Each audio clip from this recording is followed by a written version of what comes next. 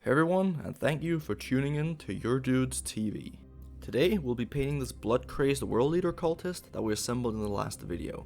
If you're interested how to make your own mortal servants of the blood god, you can check out the link in the description below.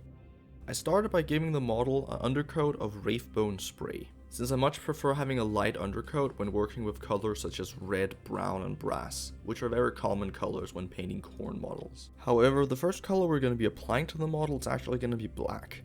And we're going to be painting this all over the boots and the shotgun, as well as any other areas that are going to be base coated with silver later. The next color on our list is going to be Rhinox Hide, and we're mainly going to be applying this to his pants, as well as other little leather details that you think deserve to be a bit darker. Since Rhinox Hide is a fairly dark color, you have to expect at least 2 coats to get an even coverage over the white undercoating. Also, keep in mind we're going to be applying Agrax Earthshade wash over this later, so it's going to darken it up fairly well. When the dark brown on the pants and the braces are done, we're going to move on to the lighter brown colors with this Mournfang Brown.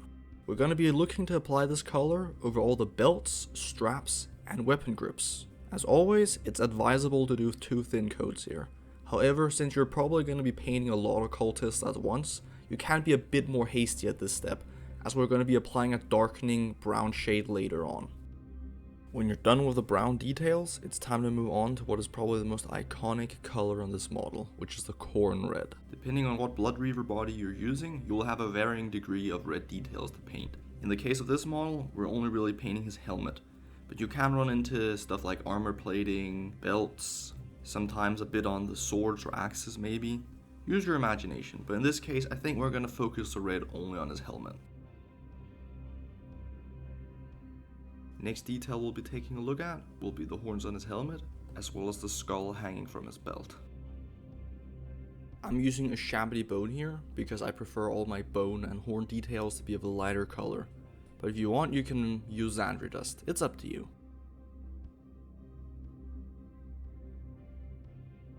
Up next we have one of the most iconic colors on any Khorne model, say that one 10 times fast, and it's the brass. And for this, we're going to be using a base coat of Balthasar Gold.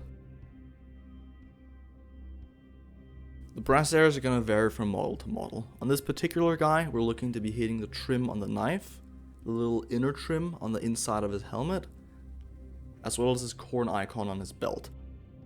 Other potential brass details you can encounter when using these Blood Reaver bodies will be things like the trim on armor plating, as well as little skulls and other iconography.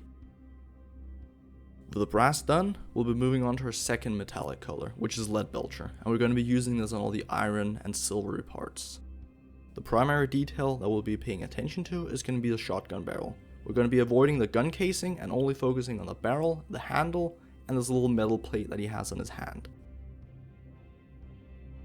Other parts we'll be paying attention to will be his little piercings, chains, as well as his belt buckles. And of course, finally, we're going to be painting the knife blade. Now that we're finally done applying all of our base colors, we're going to be moving on to shade paints, and the first of which we're going to be using is Agrax Earthshade. Remember to give your pot a good shake before applying into the model, otherwise we might end up with a very annoying glossy effect which can ruin the paint job. So, a quick little shake and you're good to go. Once you've loaded up your brush with a lot of shade, it's time to apply it all over the model, hitting all the areas that we painted in the previous steps. You can be very liberal here, just slobbering the paint all over the place. However, try to avoid all the silver and black details like the knife and the boots, as we'll be giving them a layer of Nuln Oil after we're done. Now I wonder what the next color on the list could be. Ta-da! It's Nuln Oil. The same standards apply here as with the Agrax Earthshade. I'm first going to give the pot a little shake, stir it up, making sure we don't get any unwanted gloss or pool effects. And then I'm going to take a small detail brush this time, because the areas that we're going to apply this to are a bit smaller. You know, the chains, piercings, belt buckles, all that stuff. It's as simple as starting with a shotgun and moving across the entire model, making sure to cover up all the black and silver details. Keep the shade flowing and avoid any unnecessary lines. Be thorough and get an even covering. Make sure that the paint covers evenly and to avoid any unnecessary pooling, so we don't get any unwanted dark spots. With the clothing and metal parts shaded, we can now move on to another of the primary details on the model, being his bare exposed chest. I've chosen to go with Ionrach Skin for this step, as all of my cultists have a pale and unhealthy complexion. They might be strong, muscle-bound servants of the Blood God, but the ever-corrupting influence of chaos is bound to have some effect on their fleshly bodies. The reason I'm doing the light skin now and not earlier is because I wanted to avoid the risk of the darker Agrax Earthshade and Nuln Oil leaking onto the skin after I've done it. Due to the fact that we're painting over an already white Wraithbone undercoat, it's perfectly acceptable to do only one thin coat here. We're going to be going over it with a wash and a layer anyhow, so saving time at this step will only be beneficial when doing batch painting. After we've base coated the skin, it's time to apply a shade of Carroburg Crimson to it. The reddish tone of the shade is going to give the skin a very veiny and bloodshot appearance, almost as if our cultist has lost his pigmentation and his innards are bare for all to see. It's really important that you cover all the skin with the shade, as just a few little white spots can really ruin the effect. Make sure to pay special attention to any scars, veins, and blood vessels, as these are the areas that we're most interested in gaining a red tint. Now that we've shaded all the base colors, we can move on to the layering step. I'm starting out with Eshin Grey, and I'm going to use it to go over the gun casing and the boots. The key to layering and highlighting is just to let your brush flow over the raised areas of the model. Just try working with the curvature, and then you'll slowly but surely develop an ability to see where the color is supposed to go. A good tip is to hold your brush at a 45-degree angle and then run it along the sharp edges, as you can see I'm doing on the shotgun here.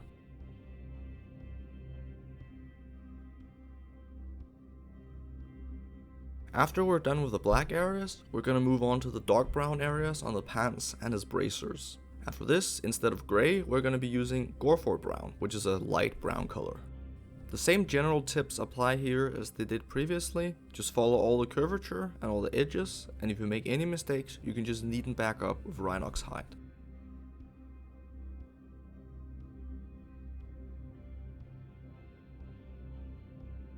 The next area we're going to highlight is actually going to require us to mix two colors together, which is going to be the previously used Khorne Red as well as Evil Sunz Scarlet. The reason I'm mixing two colors here is because I think that the lighter Evil Sunz Scarlet is a bit too light and stark to go over the previously used Khorne Red. Focus the red highlight around the curved top of his helmet, as well as all the sharp edges around the chin and around the brass trim.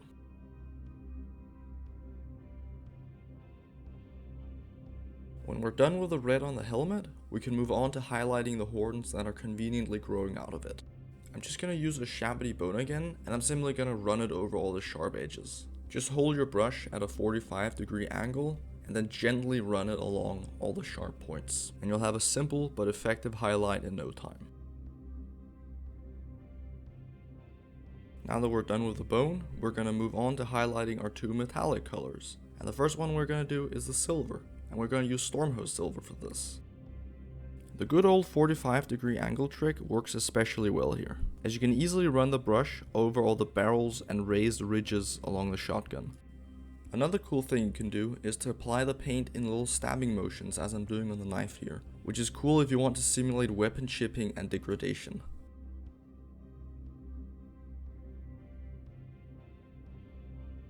After highlighting the silver areas, we can now start taking care of all the brass details, with the natural choice of paint of course being Brass Scorpion. The key details we're looking to hit here is the ornamentation on the knife, as well as this little inner trim on the helmet.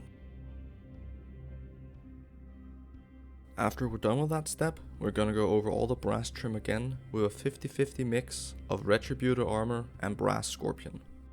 This is going to provide a final highlight that's really going to touch it up and give it a nice shiny golden effect. Just focus it on the very edges, letting your paintbrush gently flow along all the raised areas. With the metallics finally taken care of, we only have one real detail left on the model, and that being his skin.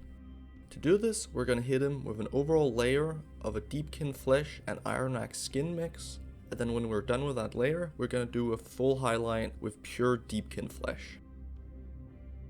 For the mixed layer, we're interested in painting every single flat surface along the muscle, leaving the shade only in the very recesses. However, we're only going to do one coat here, because we still want a bit of the previous red hue shining through the layer.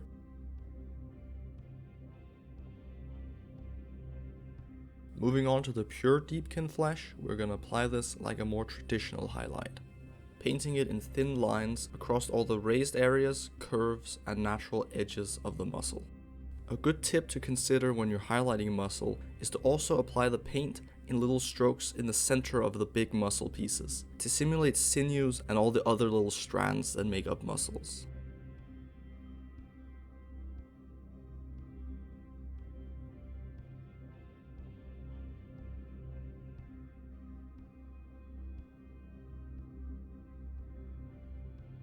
And there you have it. Our World Eater cultist is now ready to go forth to kick ass and take skulls in the name of the Blood God, and perhaps one day even earn the honor of becoming a Chaos Marine himself. If you enjoyed this painting guide, please let me know in the comments below, and if you're interested in knowing how I built this World Eater cultist, you're welcome to check out my How to Convert World Eaters cultists video in the description below. And so, thank you so much for watching, see you in the next video.